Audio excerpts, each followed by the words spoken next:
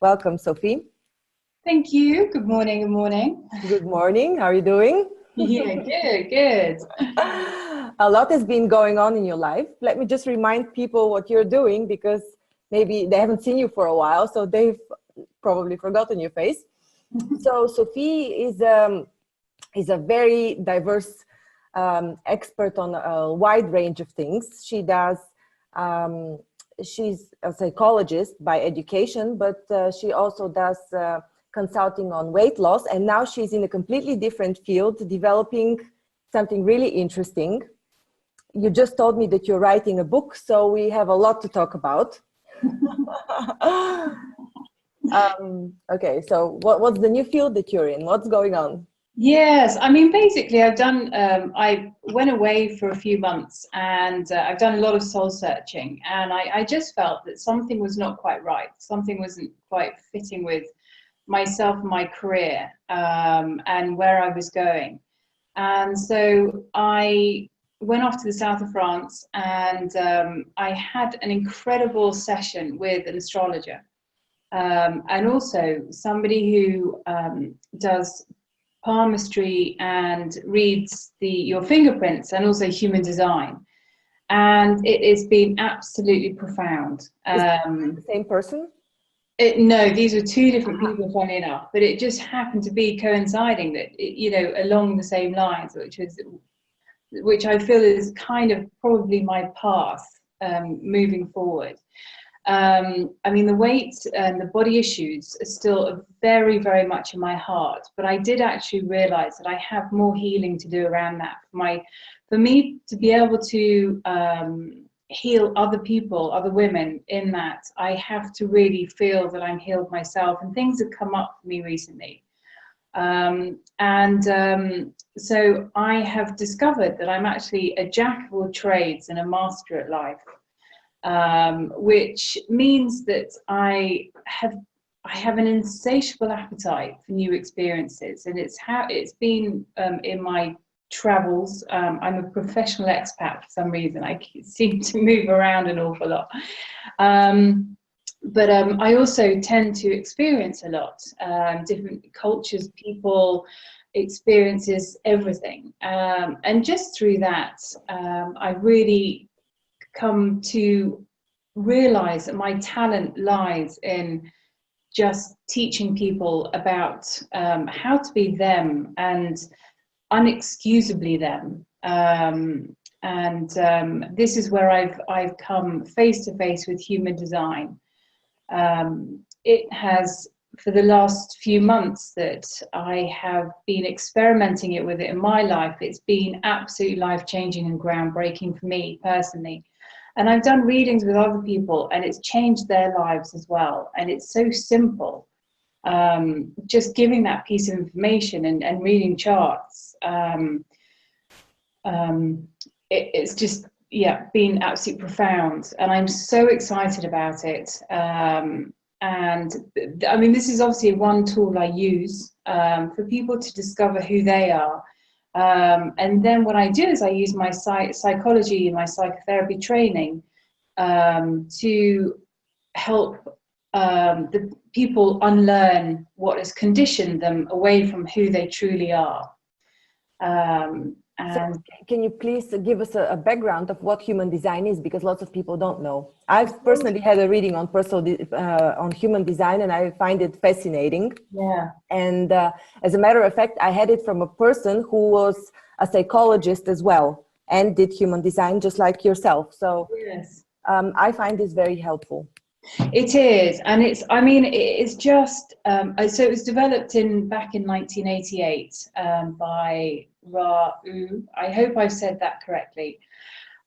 He got a calling while he was in Ibiza to generate this new way of knowing ourselves and living by our authority, our type, and our strategy. And so what he's done is he's developed this chart, which is basically, so a chart is old meets new, ancient meets new. So you have your I Ching, you have astrology, Buddhism, and then it's mashed up with your biochemistry, your DNA, and it's basically, it creates this chart, which is a blueprint of who you're supposed to be.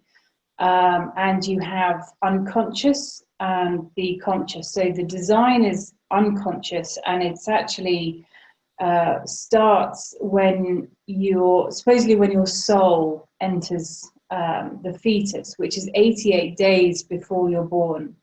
And then you have obviously your personality, which is created the second you're born. So to generate a chart, you ideally need your birth date, the time of birth, and where you're born as well. And then, so I've got my chart here. So this is what is generated. It's actually backwards, which doesn't help. But anyway, and it's not backwards. It was correct. Sorry? You said it's backwards, but it's yes, not. It is. Is it? Is it back? Okay, it looks backwards to me. But what it is showing is it's showing the chakras, and Ra'u felt that we are evolving as humans, and so therefore we've always traditionally just worked off 7 chakras, but actually in fact we have 9. So we've added splenic energy, and also Anja, which is up here, rather than you still have the crown and the head, but you have the Anja here. And what it is, it's the charts are just completely and utterly unique to you. You will have traits with other people, but when you go deeper into it, it's the energy surrounding you and your personality and your design is unique to you.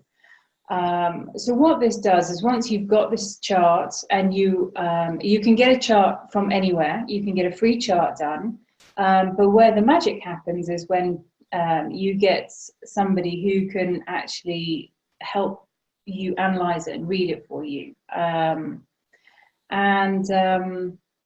So that's where I come in. That's what I can do. As far as I know, there are 160 something types of charts. 140, 160, something like that. Okay. Well, this, I mean, we generate, yes, I mean, you get different charts to ultimately come together to have this, it's called a rave chart. Okay. And your rave chart is where all the information that you need to have it's kind of a basic reading, because the thing is about human design is you can go as deep as you want, or you can sort of stay at the surface. So a basic reading would be to look at what is called your type, your strategy, and your authority. So the type is, you can be a generator, a manifester, a projector, or a reflector. I personally am a generator, which means I'm 70% of the population, and we are the worker bees. We generate through energy. But the way to really to live by my type, I have to wait to respond to life. I should not go out there and initiate it. I've just got to wait and respond. And then to add to that, my authority, the way that my decision-making is, the energy around that is generated, is that I am emotional. So what I have to do is I have to wait to go through an emotional wave, and through that wave, I will then get more clarity. I won't get 100%, knowing that what is right, but I'll get a lot more clarity than if I made a snap decision. So generators should never make decisions in the now. But you've got many different combinations. So may I just comment quickly on the response strategy, because I think mine was a response strategy as well. And then I asked the consultant, well, am I not supposed to act at all by myself, not initiate anything? And he said, well, a response strategy means that you have to feel it in your body. So even if you act yourself, you have to ask yourself first, is this something that I want to do? Is this something that would help me? And then if you get a bodily response, which is actually an energy stream going upwards and forwards, but then you learn to feel that, that means that that this is your response, meaning yes. It's yes. I mean, basically the types are yes. I mean, we are to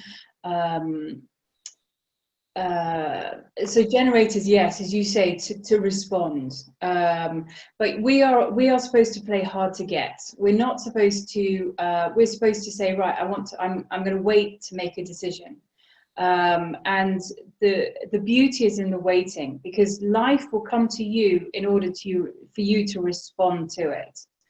But it may be just you responding to somebody's email, and so therefore you think, oh wow, they're proposing something amazing. I'm going to go out and see what that's all about. So you can initiate as long as it's in response to something.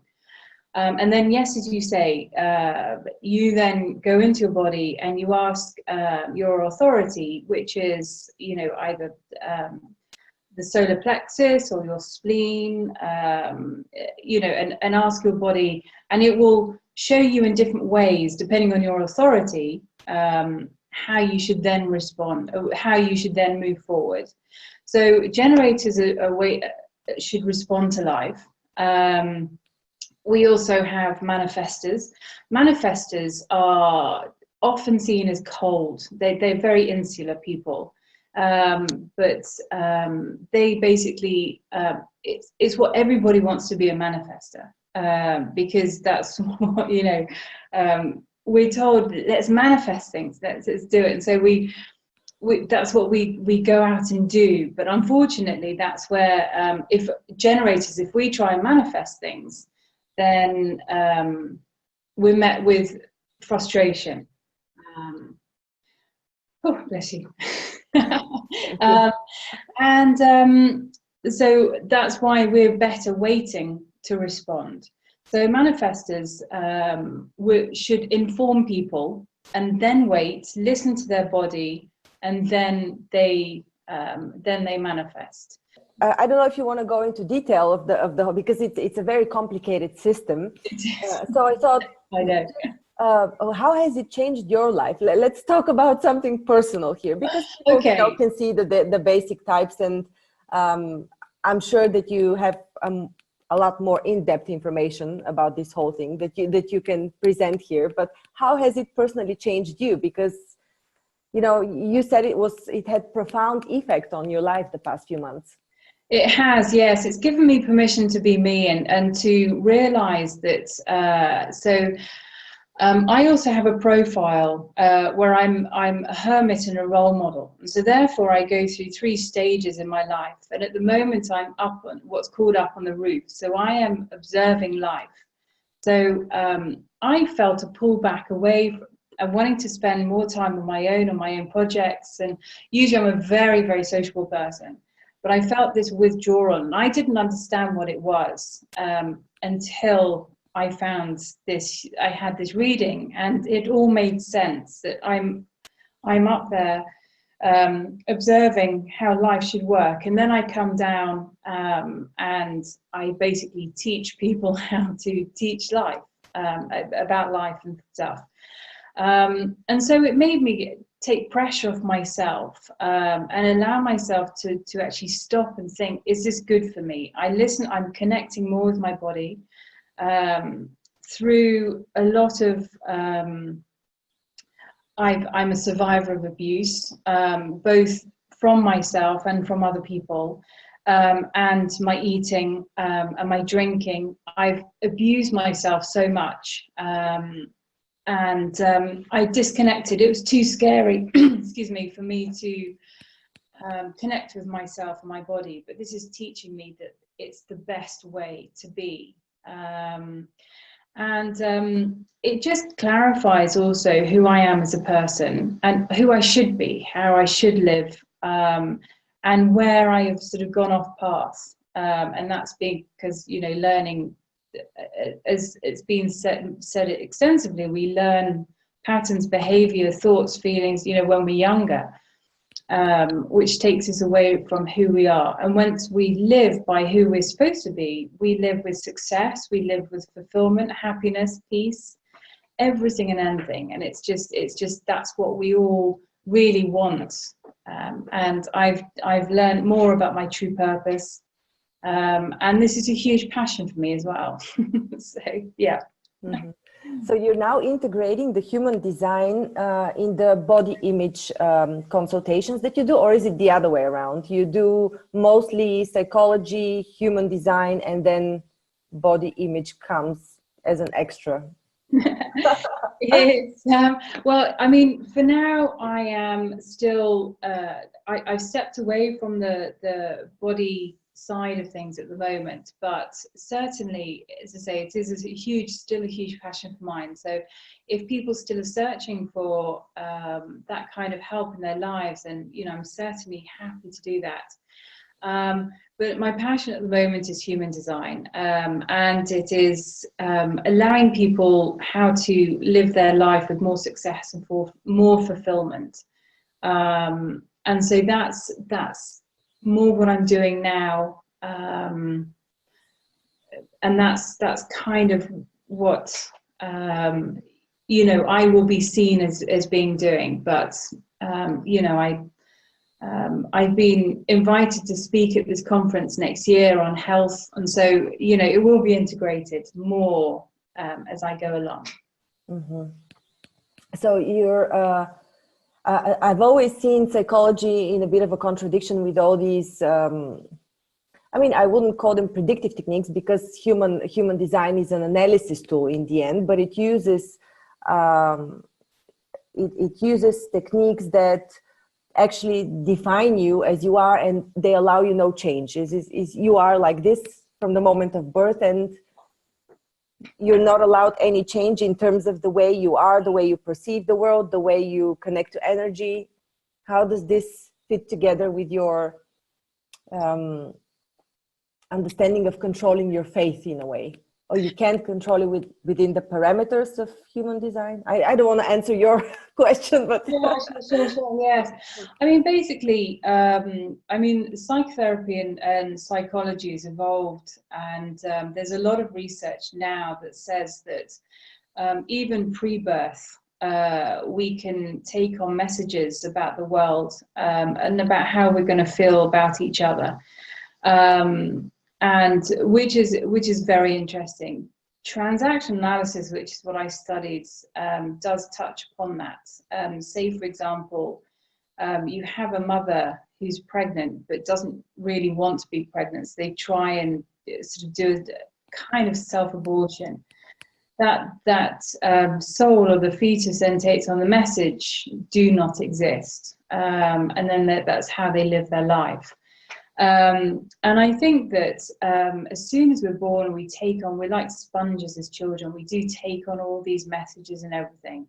But I think fundamentally, I think our soul has a design for us. And then it's sort of the nature versus nurture debate. I think that there are genetics in our biochemistry which do determine who we are going to be as people, but then it's the other stuff that puts it on that conditions us away from it. So I think a holistic approach, which is where a lot of people are going, is probably better than just being stuck on one, either the psychology route or even the more of the astral side of it.